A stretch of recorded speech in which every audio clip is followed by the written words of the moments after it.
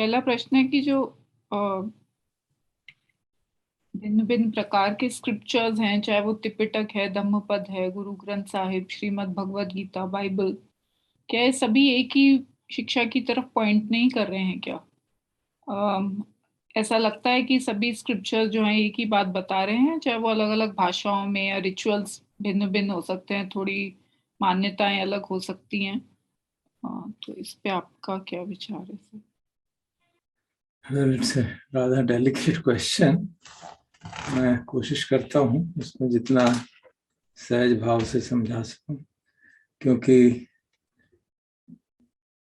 मैं इन सब में काफ़ी चीज़ों से गुजरा हुआ हूँ खुद ही। तो मुझे उसका कुछ अनुभव है कि उनमें समानताएं क्या हैं, भिन्नताएं क्या हैं। तो मैं किसी को अच्छा किसी को बुरा बताने के हिसाब से नहीं बता रहा हूँ। I am just letting the my sharing my understanding and based on what ever little experience I have. तो जब हम कहते हैं सभी टीचिंग एक जैसी हैं, मैं इंडिक ट्रेडिशन, जो भारतीय ट्रेडिशन है, उन पर फोकस करूंगा, क्योंकि भारत के बाहर के ट्रेडिशंस की अपनी अलग स्टोरी है, अपना अलग माइंड वर्ल्ड व्यू है, देखने का तरीका है। तो उसमें जाना और विशद हो जाएगा। हालांकि क्रिश्चियनिटी के ऊपर स्टडी किया था हमने, बट इट्स बेटर कि हम भारतीय ट्रेडिशन पे फोकस करें, क्योंकि उस पर हमारा सामना हमेशा होता रहता है निरंतर। हम कुछ फॉलो कर रहे हैं, हमारे घर में कुछ और लोग कुछ कर रहे हैं, रिलेटिव्स कुछ और कर रहे हैं, मित्र लोग कुछ और कर रहे हैं। क्योंकि भारत में at least after the middle age most people do get some kind of a mid-age crisis which forces them to do something when they realize कि ये बाकी सब चीज़ें काम नहीं करेंगी। तो उन पे अगर हम फोकस करें तो इस ये कहना कि सभी लोग एक ही डायरेक्शन में पॉइंट कर रहे हैं तो ठीक होगा, उसमें कोई दो राय नहीं है। टीचिंग में भी काफ़ी समानताएं हैं। अगर आप सिर्फ टीचिंग को देखें, क्या what are they pointing out, you know. अगर आप जपजी साहब पढ़ें और निर्माण सूत्र पढ़ें, in the first course is exactly same. इसी तो मैंने वो एक ओंकार करता पुरुष and so on which is written, वहां पे भी ये बात आती है। इट इज अकाल मूरत अजूनी, so it's unborn, uncreated, undying, and timeless. So this is the same thing as definition of Nibbana. प्रश्न ये उठता है कि इसको जानने से, इसको पढ़ने से क्या होगा? चाहे वो निर्वाण सूत्र हो, चाहे ये हो, अच्छा लगता है समझने में, प्रसन्न होता है कि हाँ एक ऐसा सत्य है। बट सत्य है तो बहुत अच्छी बात है, क्या करें अब हम? Does it really penetrate into my mind? That's the key thing. क्या मैंने इसका अनुभव किया? जैसे अभी दीपक ने हमको समझाया कि क्या वो मेरे लिए सत्य है कि हमारे पूज्य आचार्यों के लिए सत्य था, या भगवान बुद्ध के लिए, या गुरु नानक देव के लिए, या किसी और के लिए, या भगवान कृष्ण के लिए गीता की बातें हैं। तो क्योंकि उसको सिर्फ चैंट करने से तो कुछ नहीं होने वाला ना। It may give some inspiration कि हाँ मुझे इस डायरेक्शन में बढ़ना चाहिए, मुझे अच्छा लग सकता है, लेकिन वह कैसे अनुभव करूं, वो मुख्य बात है ना। तो कैसे अनुभव करना है सत्य को, उसके लिए अलग अलग तरीके बताए गए भारतीय परंपराओं में। कुछ भक्ति के मार्ग से बताया गया, कुछ कर्म के मार्ग से बताए गए, कुछ ज्ञान के मार्ग से बताए गए, कुछ साधना राजयोग या ध्यान योग या कुछ ऐसा कह लीजिए। तो अलग अलग विधियां बताई गई। अब उनको भी क्या हम ठीक से समझ पा रहे हैं? अब कोई भी गृहस्थ जो है वो शीलवान है तो कहता है मेरा काम तो कर्मयोग है। इज दैट कर्मयोग? यू टू अंडरस्टैंड दैट, ना। वो गलत फहमी की संभावना बहुत रहती है, जैसे ध्यान में गलत फहमी की संभावना है। आप भगवान के मार्ग पे ध्यान कर रहे हैं, हाँ मैं ध्यान करता हूँ, क्या करते हैं नहीं मालूम, बस कर रहा हूँ। और क्योंकि हम चेक नहीं करते कि उसका क्या लाभ हुआ, एक general sense of pleasant feeling, जैसे दीपक बता रहे थे, pleasant feeling unpleasant feeling are equal, but हम उसको इक्वल नहीं मानते। तो भगवत गीता में भी आप देखेंगे प्रजहाति यदा कामान सर्वान पार्थ मनोगतान आत्मनेव आत्मना तुष्टा स्थित प्रज्ञ की पूरा डिस्क्रिप्शन है, which tallies perfectly with these definitions given in the Buddha's teachings. कि one who is equanimous, उसकी क्या definition है? Very good. Teaching wise same. But how does one become? बनूं कैसे? That is a moot point. How does one really become it? No? How does one really this become a my experienced reality? ये दीपक जी अभी हमें ये कह रहे थे, हमारी reality हुई कि नहीं हुई? तो उसके लिए जो है, अच्छा अब आप भक्ति का मार्ग कर सकते हैं, हाँ उसकी अपनी बहुत भारी सजगता है, लेकिन क्या हमें उसका सार मालूम है भक्ति का, या हमें सार मालूम है निष्काम कर्म का, या सार मालूम है ज्ञान का, सार मालूम है ध्यान का? क्योंकि हर मार्ग में पॉसिबिलिटीज बहुत हैं टू गेट एस्ट्रे। सो अगर हम उस मार्ग को ठीक से समझते हैं, जैसे संक्षेप में अगर मैं कहूं तो जो जैसे path of action का है, this kind of division was done by Swami Vivekananda. It exists in some seed form in our tradition, Indian tradition, but to consolidate the whole tradition उन्होंने इस तरह से उसको present किया था, which is quite powerful, no doubt about it. And he explains what actually it means. तो अगर हम कहते हैं कि हम कर्म योग करना चाहते हैं, निष्काम कर्म करना चाहते हैं, तो उसको अगर आप गहराई से देखेंगे तो all these paths have a final goal. Final goal क्या है? Attenuation of self. Well if you have that goal, they are all same, and if you can achieve it, yes they are same, but how to achieve it has to be understood. So काम करने की हमारी क्या attitude है, किस तरह से हम काम कर रहे हैं, हम हम नॉर्मल एक्शन जो उस गृहस्थ लोग करते हैं अपने परिवार के लिए, अपनी सुख सुविधा के लिए, perfect, nothing wrong with it, but that does not become karma yoga. It becomes karma yoga when we start doing some altruistic actions. निष्काम भाव से सेवा का काम शुरू करते हैं। जैसे आप उसे कह लीजिए, भगवान की वाणी में कहना चाहें तो दान का भाव शुरू कर देते हैं। हमारे सिख भाई बहनों ने उसको बहुत महत्व दिया कि भाई साथ मिलके खाना है, you have to share food with. That's a great tradition. Perfect. But that's the starting point of it. सेवा is the starting point of it. किस भाव से किया जा रहा है? वो भाव निष्काम भाव है, और उसमें कर्ता भाव की को भी धीरे धीरे अलोप किया जा रहा है। मैं और मेरे का भाव समाप्त हो रहा है। That kind of understanding has to develop. और मेरे कर्म का फल चाहे कुछ भी हो, मीठा हो चाहे कड़वा हो, I am not concern about it. When in Bhagavad Gita में हम पढ़ते हैं the things of कर्मण्येव अधिकारस्ते मा फलेषु कदाचन, इट एक्चुअली मीन्स कि भाई रिजल्ट हमारा काम करने पे अधिकार है, that is within my capability. उसका जो रिजल्ट आएगा it depends on so many other factors. It means that which is realisation कि मेरी एबिलिटी एक, मेरा एफर्ट एक पार्ट है, आउटपुट जो आएगी वो बहुत सारे एफर्ट से भी आएगी, बहुत सारे surroundings, environment, nature, everything has to get together, then only the fruit of the action will be as planned. It may not be. So does that really torment me? Unhappiness, happiness, it torments me, or it's, I understand that's the way it is. तो मैं अगर ऐसा करूंगा तो भगवत गीता में पढ़ते हैं सुख दुख के समय कृत्वा, are be able to do that? That's the key thing. तो वो सब जो चीज जो टीचिंग दी जा रही है उसको हम प्रैक्टिस में ला रहे हैं कि नहीं? और लाया जा सकता है। ऐसा नहीं कि मैं ये नहीं कह रहा हूँ कि सिर्फ ध्यान करेंगे तभी लाया जाता है। I have no such illusion. I have seen people who don't meditate and still they are excellent people, excellent abilities. But if they meditate, because meditation से हम एक पर्टिकुलर कनोटेशन लेते हैं। अभी जैसे दीपक पढ़ के सुना रहे थे what is meditation, if you see that general definition, then अगर एक आदमी निष्काम भाव से सेवा कर रहा है और उसके रिजल्ट से उसको doesn't get either excited by the pleasant results और depressed by unpleasant results, and he understands कि मैं तो सिर्फ एक कर्ता एक निमित्त मात्र हूँ, actions are happening through me, he has that wide understanding. और उस तरह के एक्शन करते करते उसका आत्मभाव कम होता चला जाता है, उसके लोक धर्मों के प्रति जो समता भाव है, इक्वानिमिटी पुष्ट होती है। whether you call it Buddha's path or whether you call it Bhagavad Gita path or you call it the path of Guru Nanak, that doesn't matter. If these qualities are achieved, perfect.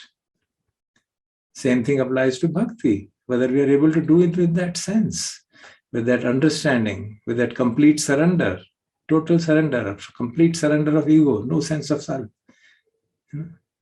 जब मैं श्लोक महला सुनता रहता हूँ कंठित कई बार, or there are so many verses in the Guru Granth Sahib, so powerful. They're chanted, जो कुछ है सो तेरा.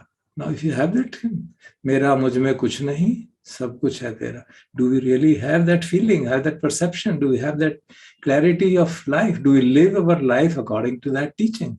If you're living, we have done a great job. जो जो तेरा हुक्म तुम्हें ही चलना, क्या हम चलते हैं? Are we able to feel कि भगवान में अगर हमारा विश्वास है कि जो वो कर रहे हैं, जो हमारे जीवन में मिल रहा है वो भगवान का प्रसाद है, can we live according to that?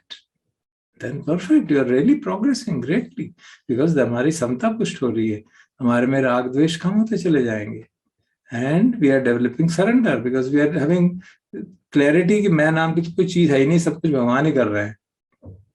And then you develop it more and more and more, and you will reach the acme of the path, no doubt. But it has to be done in that manner. इस तरह जो ध्यान करते हैं या ज्ञान और ध्यान तो साथ ही चलते हैं. To put them as separate is not really, in my opinion, necessary in the modern times. They have to be together, otherwise वो intellectual हो जाएगा. So when you are really able to meditate, what is the Buddha's teachings? To understand suffering. What does he say? You must understand it. ताकि हमें मालूम पड़े, जैसे भी दीपक जी हमें बता रहे थे कि हमें मालूम पड़े दुख का क्या कारण है, और पता चलता है दुख का कारण आत्मभाव है. The root of it is me, myself. तो आत्मभाव आप सरेंडर से, भगवान के प्रति सरेंडर से त्याग करें, निष्काम काम भाव के अंडरस्टैंडिंग से त्याग करें, या साधना करके त्याग करें, अनंत लक्षण सूत्र पढ़ के त्याग करें. If you are able to do it, perfect, no problem.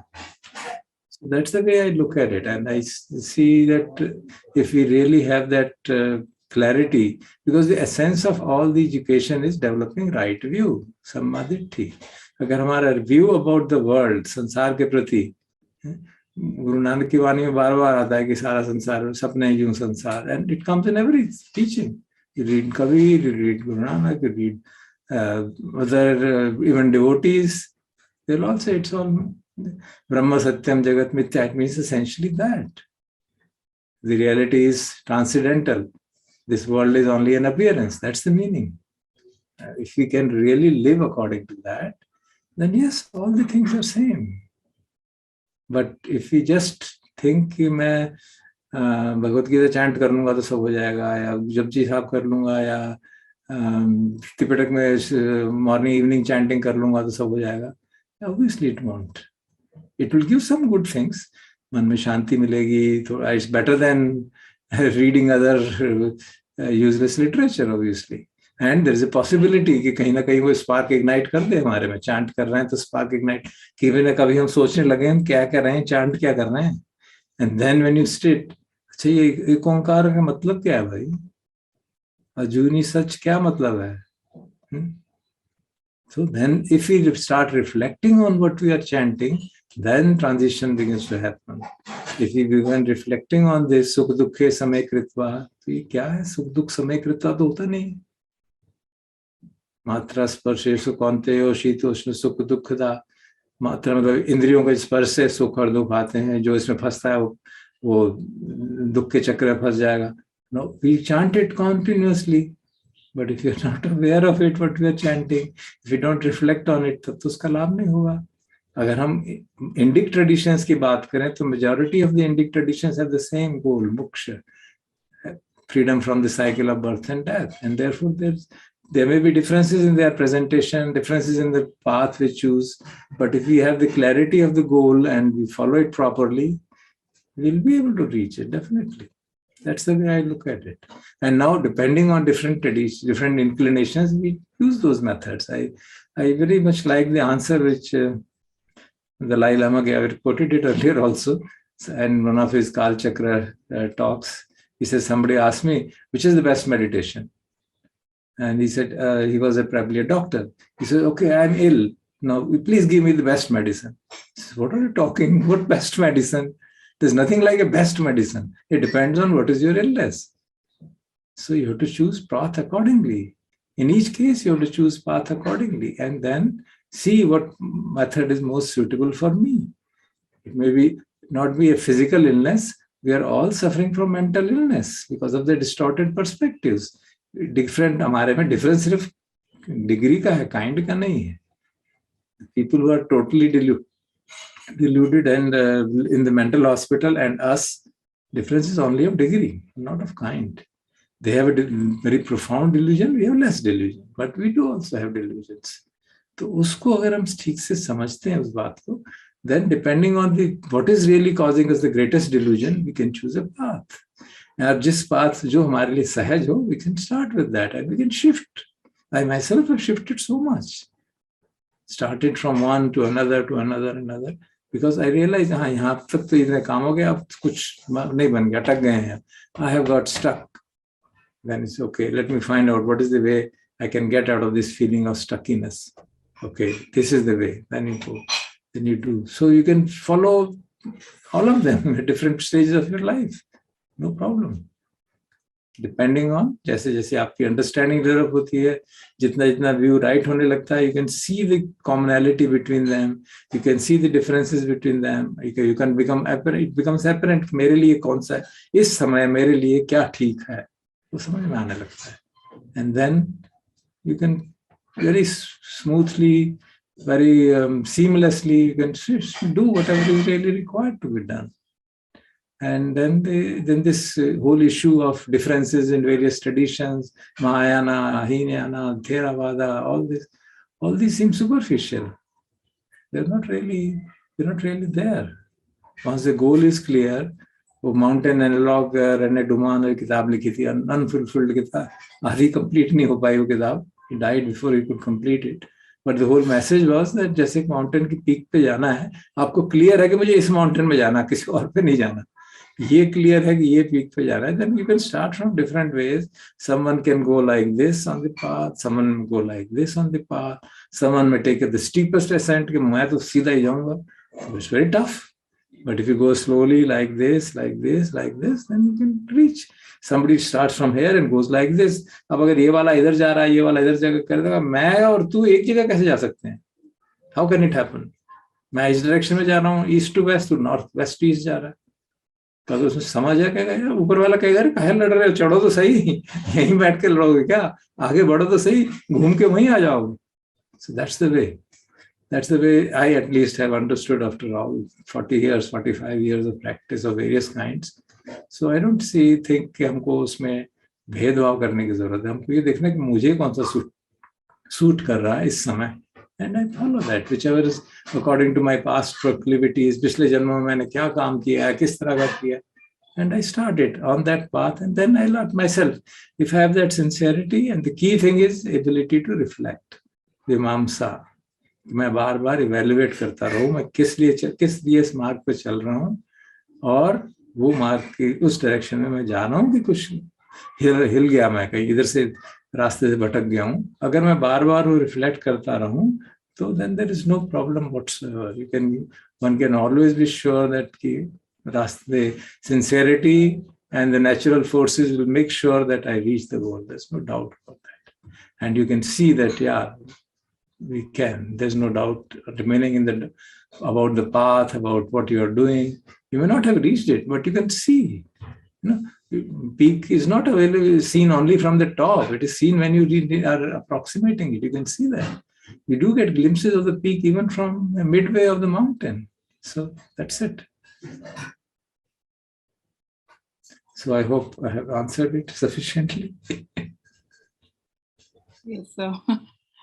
Although मुझे एक सवाल ये मतलब मुझे एक ये ख्याल आया जितनी आपने बात बोली है तो उसे सुन के कि एक तो हमें कुछ क्लैरिटी तो हो कि हम जा कहाँ रहे हैं, दूसरा इम्पोर्टेंट पॉइंट कि हम समय समय पे रिव्यू करें, क्योंकि हम में से बहुत से लोगों के लिए और मेरे लिए भी जो इंडिक ट्रेडिशन है वो बाय बर्थ मिला, फैमिली के अंदर मिला, रिचुअल्स मिल गए, तो उनको कभी इतना रिफ्लेक्ट नहीं किया कि ये क्यों कर रहे हैं और ये कहाँ जाने वाले हैं, कहाँ लेके जाने वाले हैं. So it's a good question in the right direction to understand and then also to know कि one can decide and even change course along the way. कई बार क्या होता है ना, हम शुरू करते हैं, मैंने change course and we followed some path, then we decide यार ये यहाँ पर अटक गए, अब कुछ और करने की जरूरत. Then because of our lack of maturity हम समझते हैं वो सब गलत था, ये ठीक है. इट्स नॉट सेइंग कि क्लास 5 जो है गलत है, क्लास 10 ठीक है, फिर क्लास 10 गलत है और मैं ग्रेजुएशन ठीक है, ऐसा तो नहीं होता ना. You have to see that was needed at that time for my growth. Now this is needed, now this is needed, now this is needed. So the key thing is sincerity and of the purpose, clarity of the goal, and constant review, so that we can be sure. हम एक भ्रम में ना पड़े रहे कि हाँ मैं तो चल रहा हूँ, पहुंच जाऊंगा क्योंकि वो मेरे सीनियर कह रहा है या मेरा टीचर कह रहा है. Then you have to be very very careful and see that yes क्या हो रहा है कि नहीं. हो सकता है टीचर ठीक कह रहा हो और मेरे लिए वो सुटेबल ना हो, मैं नहीं कर पा रहा हूँ. Then okay, find something that is possible. So review करना, and then there's no doubt that if you are sincere, the nature helps. Dhammo have rakhati dhammachari. There's no doubt whatsoever. There will be certainly natural forces will help you and find and show you, oh, this way, come on, turn right. Nature will show you. Nature will create conditions where such a thing will happen and you'll be shaken up and acha kya hua. Then you realize ki haan. But at that time when you shake up, one has to have confidence that I'm not going to give up the path just because I've been shaken up. I have that confidence that no, this is the path I have to follow. I'm not going to revert back to the worldly life and they say and do same kinds of rat race in which I have been busy throughout the life.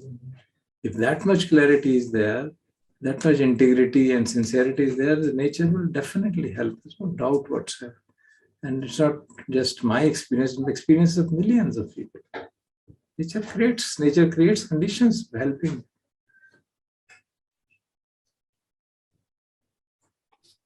Thank you, sir.